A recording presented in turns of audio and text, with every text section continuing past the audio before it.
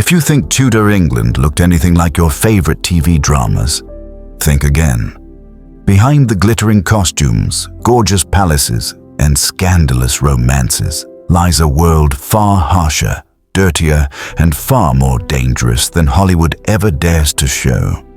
Today, we're diving into the real Tudor world and the shocking differences between history and the shows that claim to portray it. On TV, Tudor England looks polished. Queens glow, courtiers gleam, and even peasants look freshly washed. In reality, Tudor life smelled bad. Baths were rare. People believed washing too often made you sick. Instead of daily showers, many Tudors used linen shirts to absorb dirt, changing them when they felt too grimy. Hair was oily, teeth were stained, and perfume wasn't a luxury. It was survival. Even the glamorous queens didn't escape this. Elizabeth I, often shown as perfectly powdered, slept in makeup for days because removing it damaged the skin. Underneath that iconic white face paint, cracked skin and chemical burns from lead and vinegar mixtures. TV dramas loved tight corsets, plunging necklines, and elegant, flowing gowns. But real Tudor clothing was stiff, heavy, and structured. Women didn't wear corsets as we imagine. They wore stays or kirtles, thick, rigid garments that made breathing difficult and movement even worse. As for the iconic flowing hair, absolutely not. Any respectable Tudor woman kept her hair hidden under hoods and coifs. Wearing it loose was considered either childish or scandalous. And those bright, jewel-toned costumes on TV. Real Tudor dyes were expensive and difficult to produce. Most people wore dull browns, grays, and earth tones for life. TV shows give us sweeping, spotless palaces with candlelit hallways and marble floors. The truth?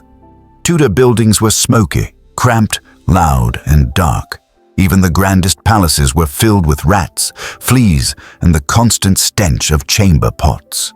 There were no bathrooms, just buckets emptying into courtyards or rivers, and the Tudor court traveled constantly, not for fun, but because their presence filled palaces with waste so quickly they had to escape the smell.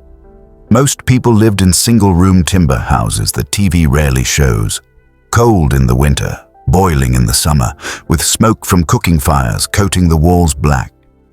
TV feasts looked delicious. Golden turkeys, overflowing tables, wine in every cup. Real Tudor feasts were impressive, yes, but they were strange. Meat was everywhere, but it was heavily salted, spiced, or dried because fresh meat spoiled quickly. Sugar was so expensive that wealthy Tudors used it to show off, carving entire banquets out of pure sugar, called subtleties, while their teeth rotted from it. And let's clear up one myth. No, Henry VIII was not eating giant turkey legs every day.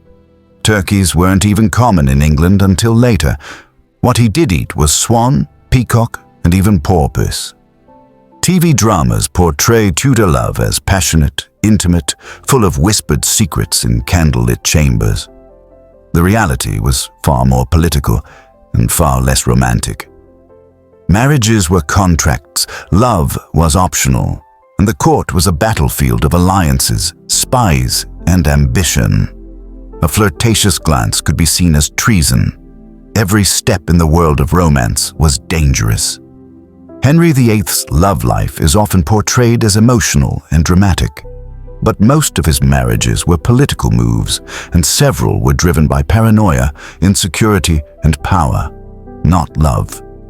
Anne Boleyn didn't seduce him in corridors. She avoided him for years, terrified of what his obsession meant. On TV, characters fall sick and recover mysteriously fast. In Tudor England, a simple scratch could kill you.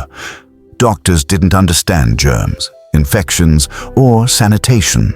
Treatments included bleeding you with leeches, cutting into boils with unwashed tools, mixing herbs with mercury, arsenic, or urine, and diagnosing illness based on the balance of humors. People feared the sweating sickness, the mysterious plague that could kill you within a single day. No one knew what caused it. No one could stop it. If TV shows made Tudor justice look dramatic, the real thing was terrifying. Executions were public entertainment. Heads were displayed on spikes. Torture was legal. You didn't need to commit a crime to be arrested, only to anger the wrong noble.